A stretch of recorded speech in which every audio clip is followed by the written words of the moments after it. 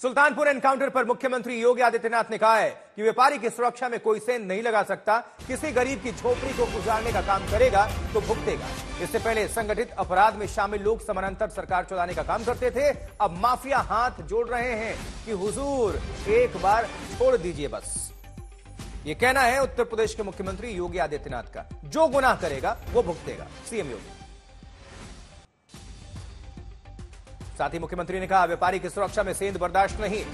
गरीब की झोपड़ी जो भी उजाड़ेगा वो भुगतेगा। अब माफिया हाथ जोड़ रहा है। सुनिए योगी आदित्यनाथ को, मुख्यमंत्री उत्तर प्रदेश।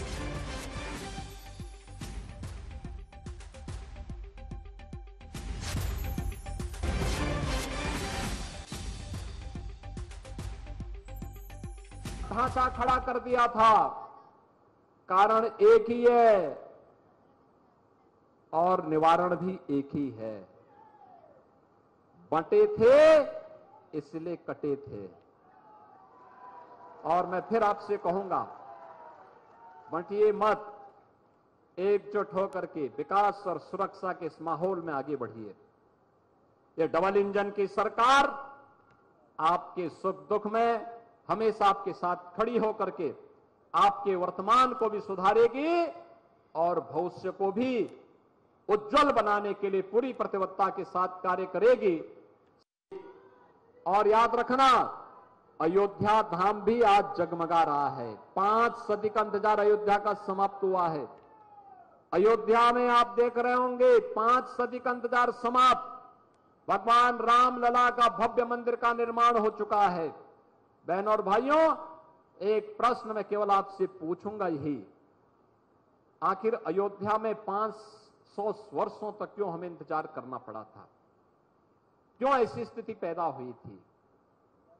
क्यों प्रभु राम लला के भव्य मंदिर को तोड़ करके? तो योगी आदित्यनाथ को अभी आप सुन रहे थे।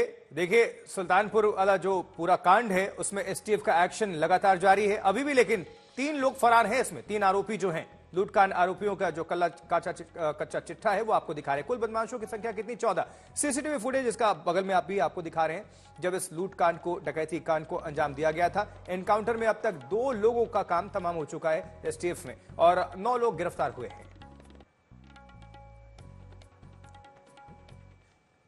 इस बीच अनुज एनकाउंटर को लेकर फिर से सियासत हो रही है। अब बीजेपी सवाल कर रही है कि अखिलेश की जाति का बदमाश नहीं मारा गया तो वो चुप है, लेकिन समाजवादी पार्टी ने सवाल उठाए हैं।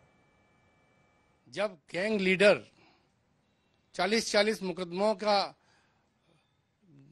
दुर्भाग्यपूर्ण अनुभव रखने वाले लोग सरेंडर करके पुलिस के साथ जेल में चले जाएं तो 1-2 मुकदमे वालों की हैसियत नहीं होती खड़े रहने की। या तो वो दूर भाग जाते हैं या तो अपने गुरुओं के साथ सरेंडर कर देते हैं। ये 40 किलोमीटर की रेंज में पिछले 20 दिन से सब मरने के लिए घूम रहे हैं। ये लीपा पोती की घटनाएं हैं। ऐसी घटनाएं कवर अप के लिए की जाती हैं। परसेप्शन और संदेश मेंटेन किए जाते हैं और परसेप्शन और संदेश ही मेंटेन हो रहा है, लॉ एंड ऑर्डर पर काम नहीं हो रहा। इसलिए योगी सरकार 7 साल से चिल्ला रही है कि अपराधी प्रदेश छोड़ गए, प्रदेश छोड़ गए, लेकिन सबसे ज्यादा खुलेआम दिन दहाड़े डकैती इन्हीं की सरकार से शुरू हुई है।